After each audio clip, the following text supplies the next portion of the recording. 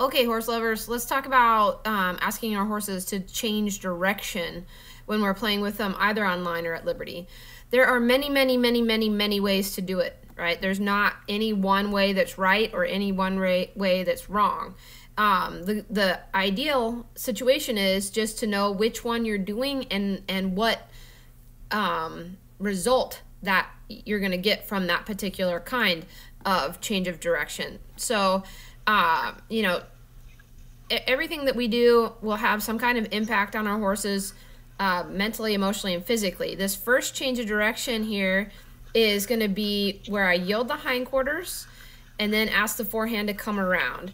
And oftentimes, Van has kind of mellowed out over the years, but oftentimes this kind of change of direction has a tendency to get some horses fired up. See there how it gets a little moment of dominance? And I don't really have a good explanation for it, but I do know that it is consistent. I've seen it happen again and again. Then the other part of the this form of change of direction is understanding that it does take out the forward momentum, right? So if what you're hoping for is like a flying lead change, this isn't the best way to do it, because when I yield her hindquarters, it causes the front end to stop going forward. All right, so I point the stick at her bum, she yields it, see how the front end stops going forward. Now she puts her weight over her hocks and goes the other way. All right, so you're not going to get a good change of direction here, but what you can get is nicely loaded hocks, right? You can get them really thinking about putting their weight back over their bum. Okay.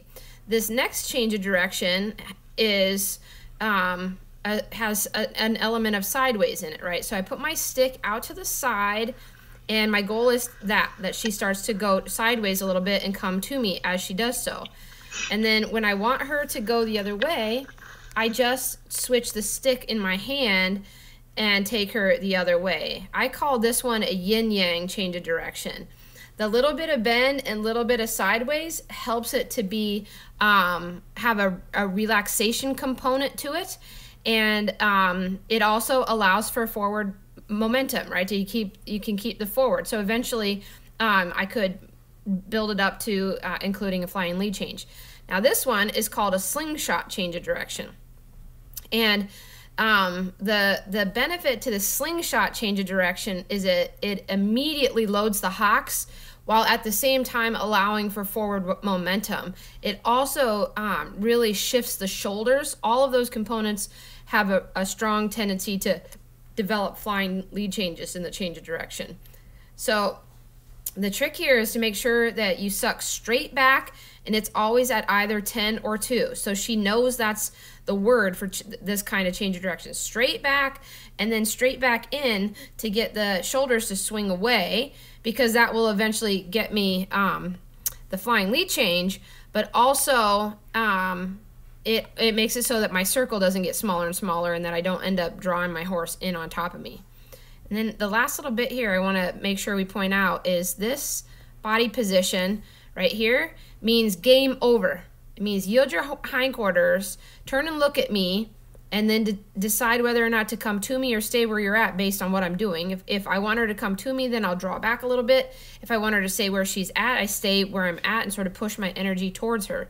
So turn and look, and then I obviously invited her in, she comes in, and this game is over, all right?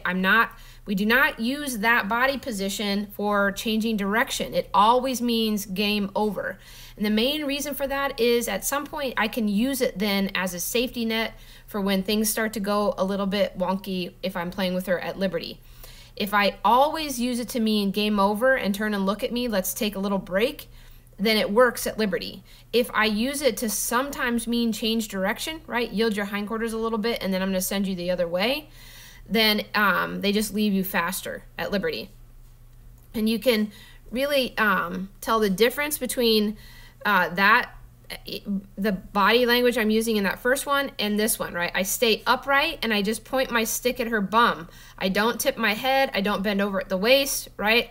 I get her to yield her hindquarters just by pointing my stick at her bum. See, hindquarters. All right, so it's two different things, not the same thing. Look at my body language stays upright. All right, so there you go. There's a few options on changing direction and a little bit of thought around what kind of outcome you're going to get from each one. I hope you found that helpful.